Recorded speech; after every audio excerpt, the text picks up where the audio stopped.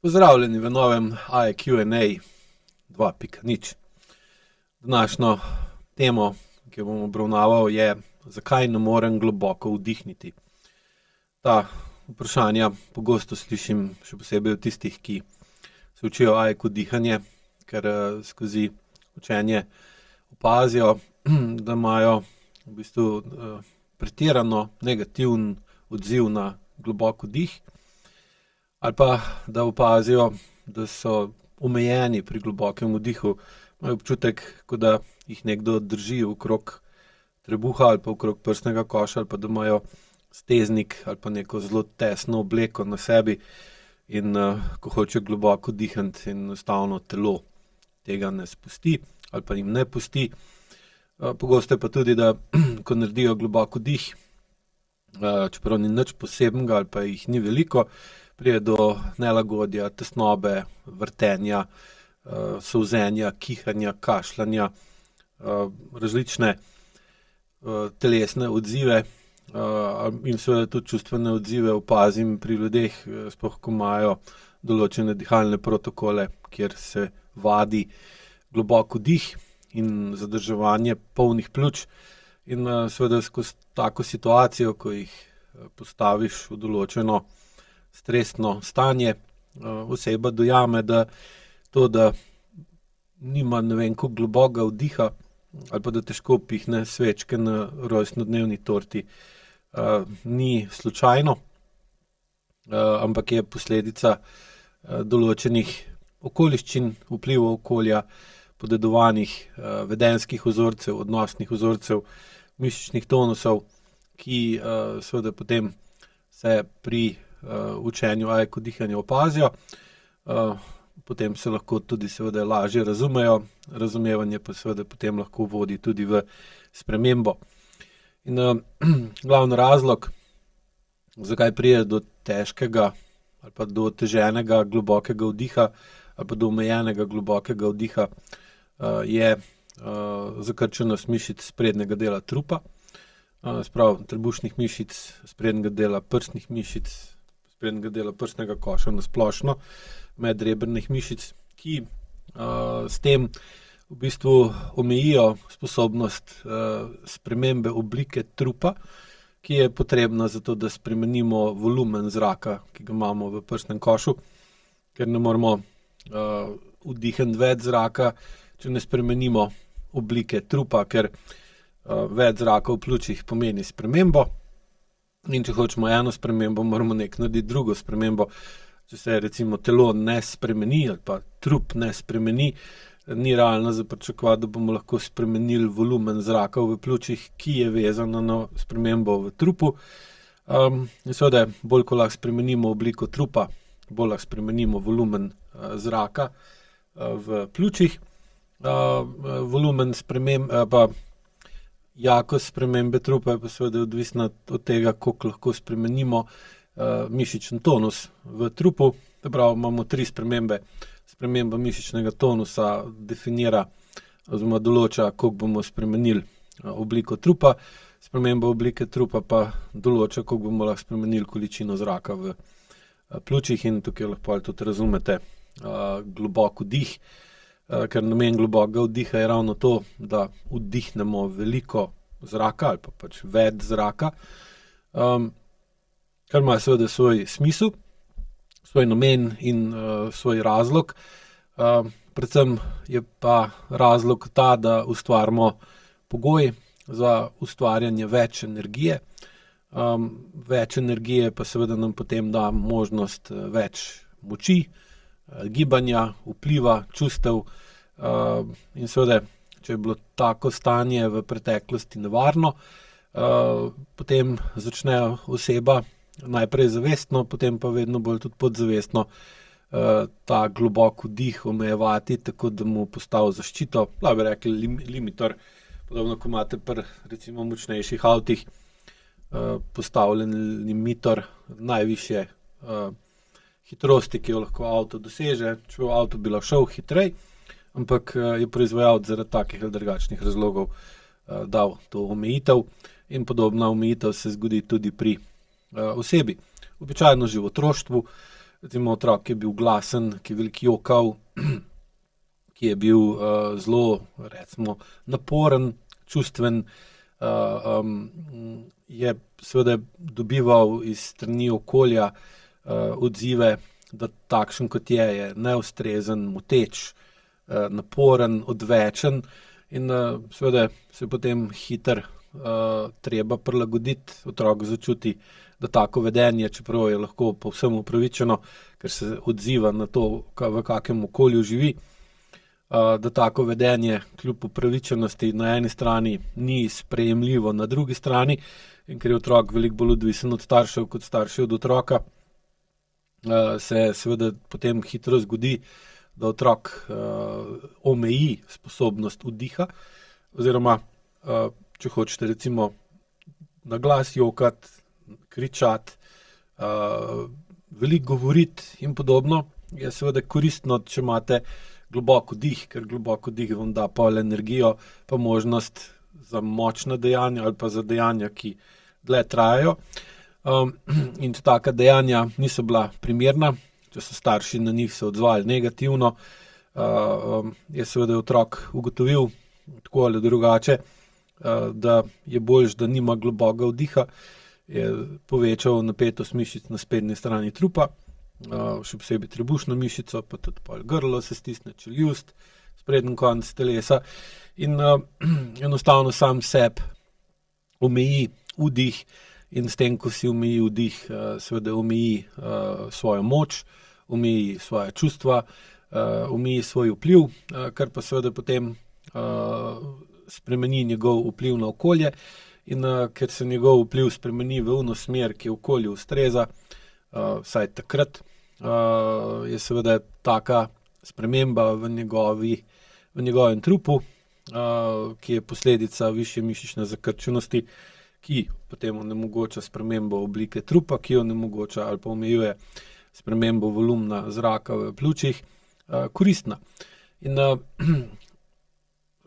nagonsko in naravno pa je, da občasno spet poskušamo globoko vdihniti, znajdemo se v situaciji, kjer bi morali imeti veliko moči, veliko čustev, veliko vpliva, pa avtomatika nas drži na limitorju in seveda je takrat pride pa do tega, ker se potem pogosto na dihalnih programih AIQ dihanje opazi, da globoko dihanje ali pa globoko vdih ustvari nelagodje, ustvari tesnobo, ker ta poln vdih prebudi potlačen pritisk v telesu, prebudi možnost, da bi imela oseba močna čustva, dvigne notranjo napetost in vse to seveda potem tako osebo spravi v neke vrste stisko, ker podoživi v svojem telesu tisti upor, tiste negativne reakcije, ki jih je v svojem telesu čutil ali čutila kot otrok iz okolice, ko se je spontano, sproščeno, mogoče tudi in avtentično izrazila, takrat po svoje, okolje je pa na njo v bistvu odreagiral z potlačitvijo, z čustvi, ki so potlačevali ali blokirali ali utišali in z močno zunanjo napetostjo, potem pa vse to kasneje skozi čas ponotranimo in dobimo vsakič, ko se spozabimo v narekovajih imeti globok vdih zaradi takega ali drugačnega razloga, nas telo z negativnim odzivom spomni, da to ni prav, da to ni v redu, da to je nevarno, da to je odsvetovano in seveda se na tak način sami sebe discipliniramo, zato da dihamo bolj plitko, dihamo bolj na kratko, kar pa seveda potem negativno vpliva na avtonomen živčen sistem, na to, kakšno imamo,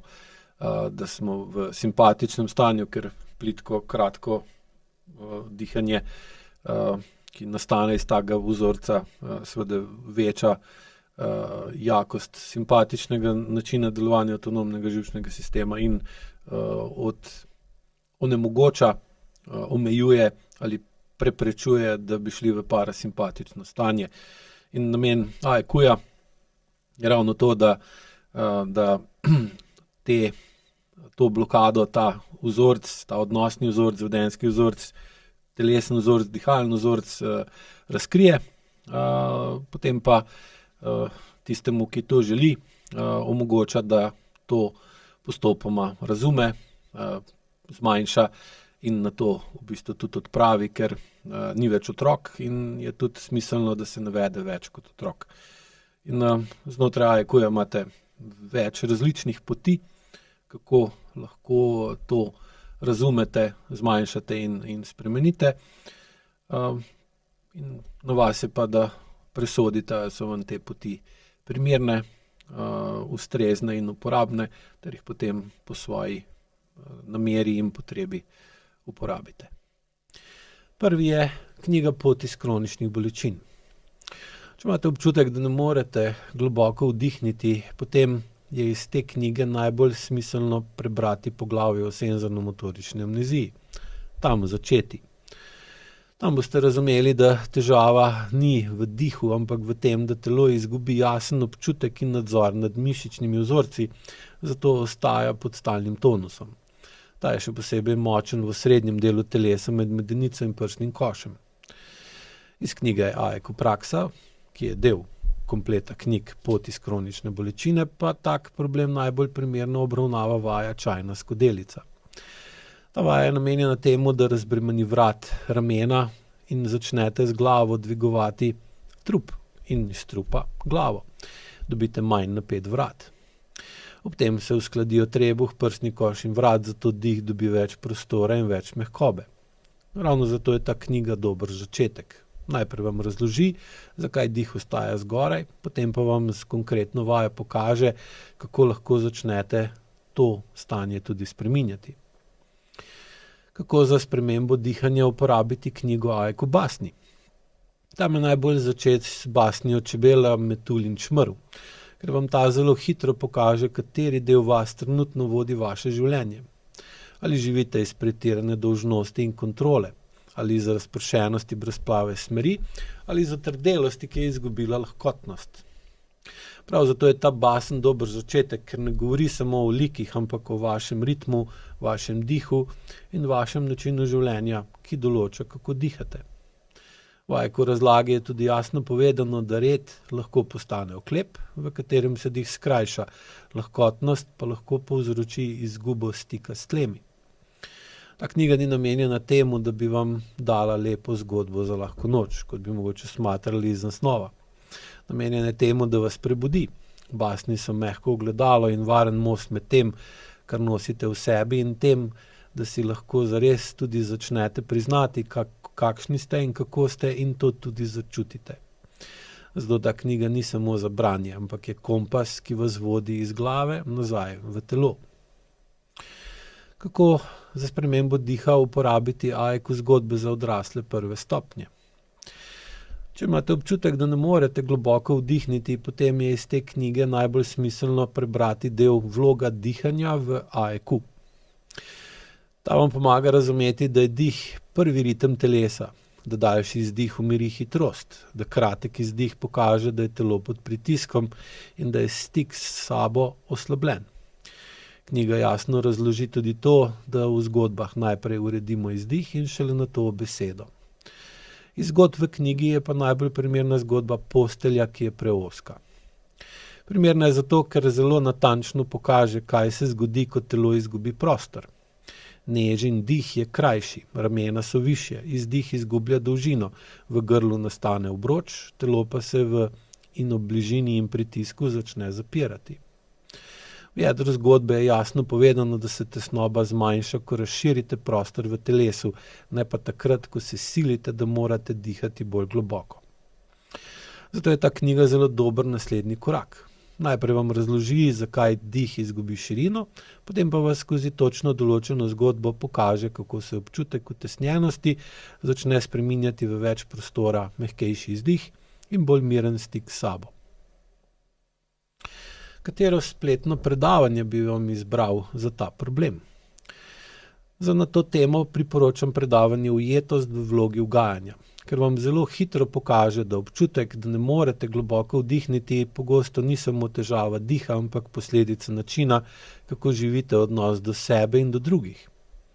kadar svoj ritem, svoj občutek in svojo mejo potisnete v ozadje, da ohranite mir, sprejetost ali dober vtis, telo prevzame več tihe pripravljenosti. Ramena ostajajo višje, trebuh bolj stisnjen, izdih krajši, prsni koš je bolj pod pritiskom. Takšno telo začne tudi nevtralne situacije doživljati kot obremenitev, ker je že vnaprej pripravljeno na prilagajanje ali obrambo. Prav zato je to predavanje zelo primerno, ker vam pomaga povezati dih z odnosnim vzorcem. Ko bolje razumete, da ugajanje ni samo vedenje, ampak tudi telesna drža, postane bolj jasno, zakaj v določenih odnosih izgubite prostor, glas in mejo. To predavanje vam zato ne pomaga samo razumeti, zakaj se to dogaja, ampak tudi zakaj vas tak način življenja tako izčrpava in zakaj se posledice pokažejo prav v dihu, prsnem košu, trebuhu in vratu. In za konec, kateri program bi vam predlagal za urejanje takšnega problema? Spletni programi imajo seveda največji vpliv, ker je tam največ vsebine, ki najdlje traja. Razporejena je čez cel dan, več dni in seveda je tudi vpliv vsebine, vaj in programa na vas večji, torej vpliv okolja na vas večji, pomaga vaši zavesti bolje razumeti in se soočiti s problemom in seveda ga tudi potem lažje uredite. Najbolj je logično primeren program dihanje, ker vam na tem programu jasno pokažem, kako se pritisk najprej zapiše v dih, tonus in trup.